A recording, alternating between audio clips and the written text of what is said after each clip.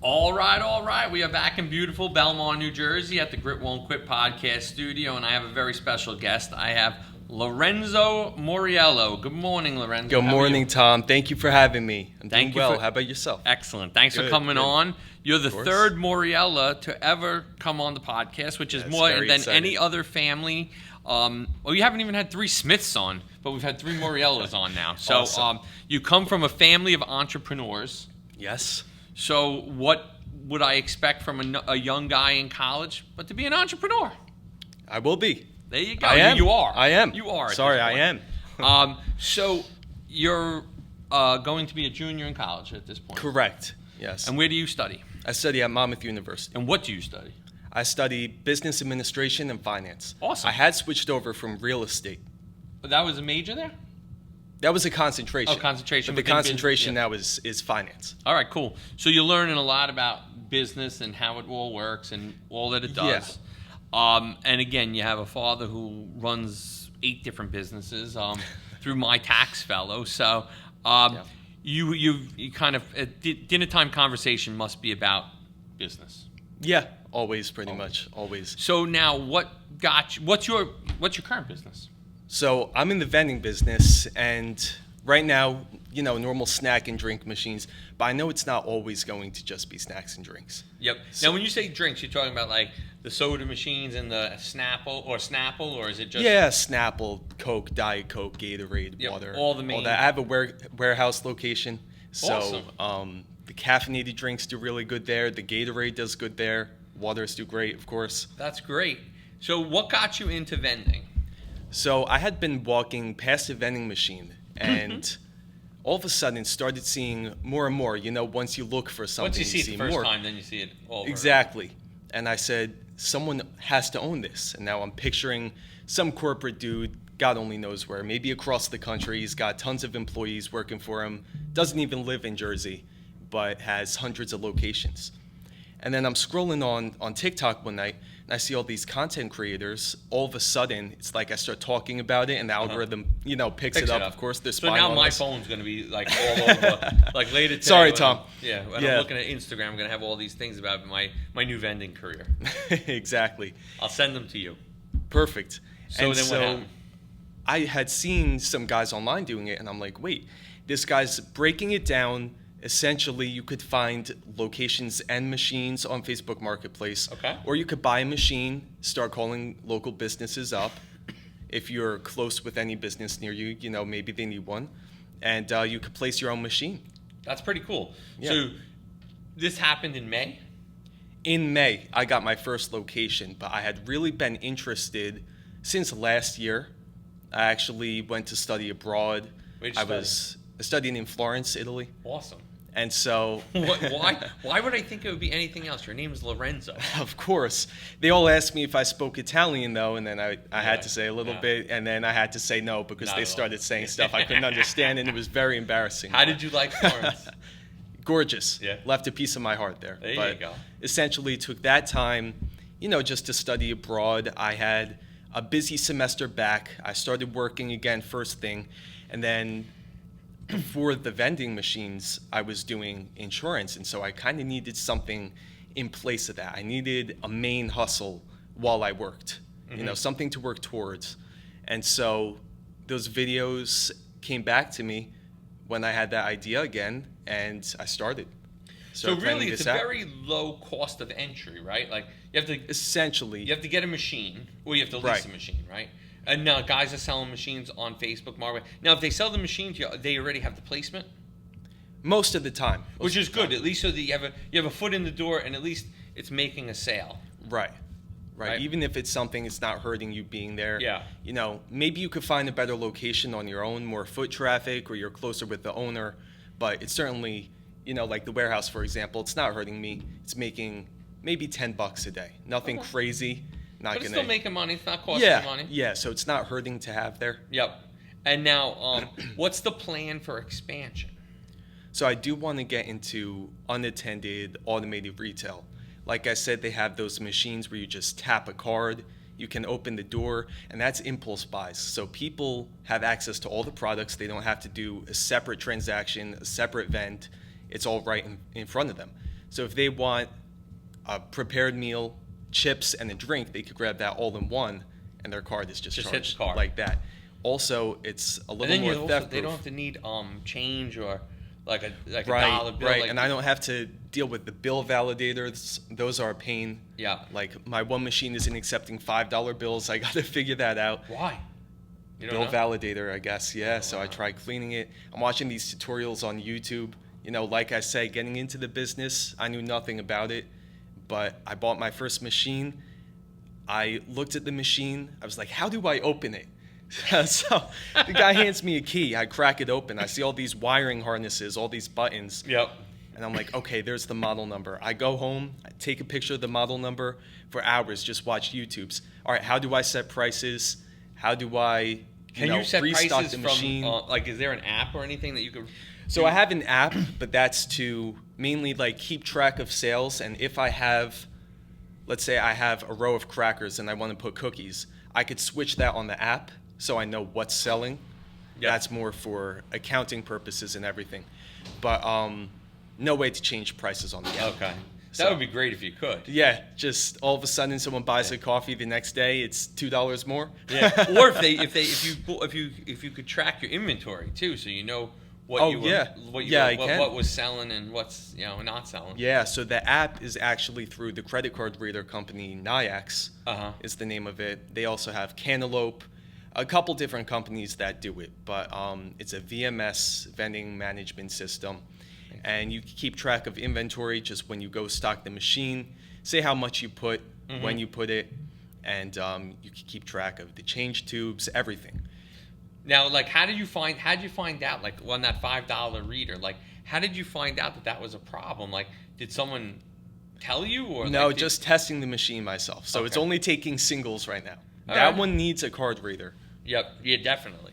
So Yeah. now let's talk about expansion. So you're a young guy. Yeah. You're, what are you, about 20 years old? 20. 20 years old. So you can't even buy alcoholic beverages yet, but you have a business with three machines in 2 locations, which is awesome. That's the American Thank you. dream. Thank you, Tom. If you go back to the days when we had Joe Leone on, he talked about starting out young, and we've had Kelly from Good Karma on, who is was 20 years old when she started her business, which is just fantastic. Like getting such a head start on it, and you're going to learn things, and you're going to make mistakes, and at 20 years absolutely. old. Doesn't matter. Make mistakes. Make a lot of them. Again, when I think about when I started my business, I was 30 years old. You have a 10-year head start on me. So you're going to make some of these mistakes that I made at 30 and 31 and 32 when I was living on my own and I had my own bills. You're still with mom and dad. Trial and error. Trial and Yeah. error. No Learn- wife, and no learn- kids. Learn, You learn know? what you learn what you like. Learn what you're good at. Learn things you don't want to do, and Right. keep changing. And you can modify as you go. I think Absolutely. at 20, God, mom and dad, thanks for making me go to college and not start my business early. But just kidding. I like you anyway. So with that, so now what's kind of like when you look at the scaling and the ideas of growth and the ideas of other businesses within this business, what do you think Right. about? So I like to make content, and I make some content on a lot of this stuff, expansion opportunities, and even stuff I come across in the airport. It might have been one of those AI machines. Yeah. But also in Home Depot, I'm realizing they have a key copying stand. Yeah. Right. And now it's a machine. It doesn't always work, right? It doesn't always We had work. keys made here. I made 7 keys when we first moved into this building. And the first week, I give out the keys, and everything's good. And I get a call one day. I go, Tom, it was Tony. Tom, I can't unlock the door. I'm like, Oh man. I was 7 keys. I was too. in Manasquan. I drove over 20 minutes. She's sitting in her car, and I come in, and my key works perfect. I'm like, Tony, let me see your key. And it worked you really had to really work the key. We brought the keys back, and then they redid them on that key machine. But sorry, No, that's all right. little side story. Doesn't on that always one. work. Yeah, but I mean that's a cool idea. The keyless key maker. So I'm realizing, at the same time, there are less employees, and people are upset about that. I think this is a trend people could hop on and get behind some of the automated retail, like this machine, for example. Just an example I saw in Home Depot. No one's behind the key stand anymore, and there's just a machine. You put the key in, and it lasers it itself in the machine, and that's that. Yep. So that's something that's on your That's something. on your radar. That's something that's on my radar. It's not always just going to be snacks and drinks. Yep. And now what about ATMs? You like those? I like the business. Yeah, I've heard fees from the banks could be high. I haven't really looked into it as much. So now, being a young entrepreneur from an entrepreneurial family, like how are you starting to look at like spreadsheets and like analysis to see like profitability and like what some of these things cost and the return on investment? Yeah. And how is that working out? Yeah, so I'm looking. It's definitely rough. Like I said, you could buy the machine and the location on Facebook Marketplace, hand the guy cash, and it's done. Or you could go about financing the machine. Yep. But it's a bit harder when you buy it straight up off Facebook Marketplace and have that cost up front. Then you have to break it down month by month. Mm-hmm. So if I'm making, let's say, $200 a month, what's profit? What was the cost of the machines? What's the cost of inventory? What's the cost of, I don't know, my Google Suite? Stuff I would not need if I didn't have the business. Sure. What's the cost of the NIAX software, the credit card reader company to Plus keep your all time, this running? plus the the time, gas, the gas, the everything. miles, because Yep. you wouldn't be driving to your to the warehouse to fill up and things Right, like that. right. Yeah, so that's all very important to keep track of. And so I'm realizing, it is a bit more of my time than I thought. Yeah. The money up front is pretty obvious. Yeah. You have to buy the machines, the inventory. There's a couple other things in there, like the softwares I wouldn't really have expected. Mm-hmm. But makes Everything sense. comes at a cost. Exactly. Nothing's free. And so it's really the time.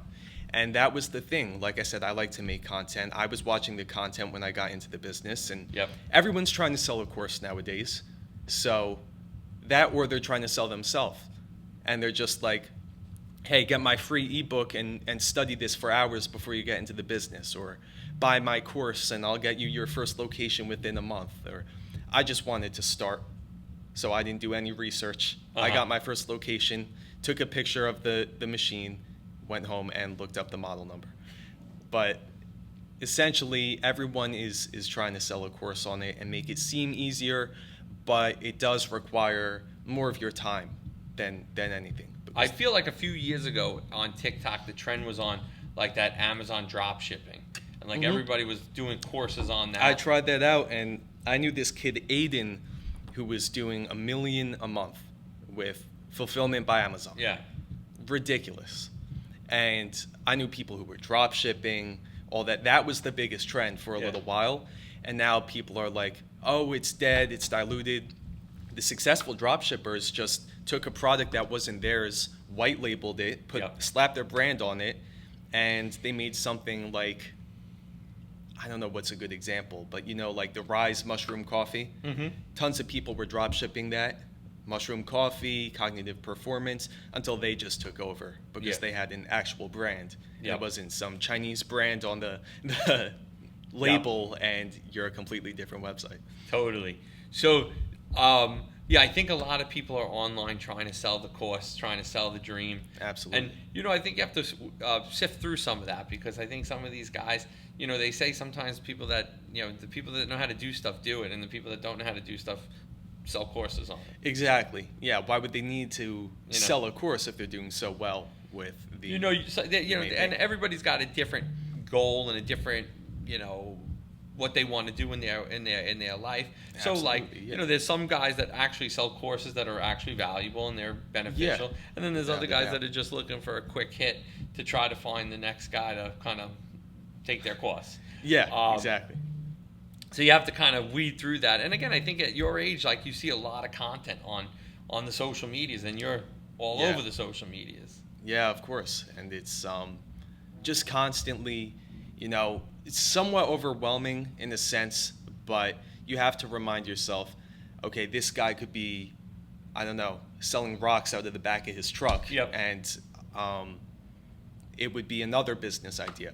Yeah. You constantly see these genius business ideas, and I had wanted to do something like the drop shipping, like the fulfillment by Amazon. I knew these kids making so much money. Yeah. And that seemed so unattended. And so something with the vending machine business that was different is it's also the physical labor part of it. Like, God forbid I have to move a machine because my one location's up in the air. that's a lot of work, a lot of money. How do you and move a machine like that? I would honestly hire movers, because to get the equipment would be, thousands of bucks. And then you got to make sure you don't mess it up. Yeah, exactly. You don't tip it the wrong way, or So I would rather just hire someone to do that, and then break down the cost and hopefully be profitable on the machine. Yeah. At all. That's cool. I like what you're doing. And thank you, Tom. Now when you think about that, like, is there a plan, like you want to have 10 machines out by a certain point in time, or? Yeah, so I'm thinking by the end of this year, since I just started in May, as you know, I'm hoping to get to 5 locations.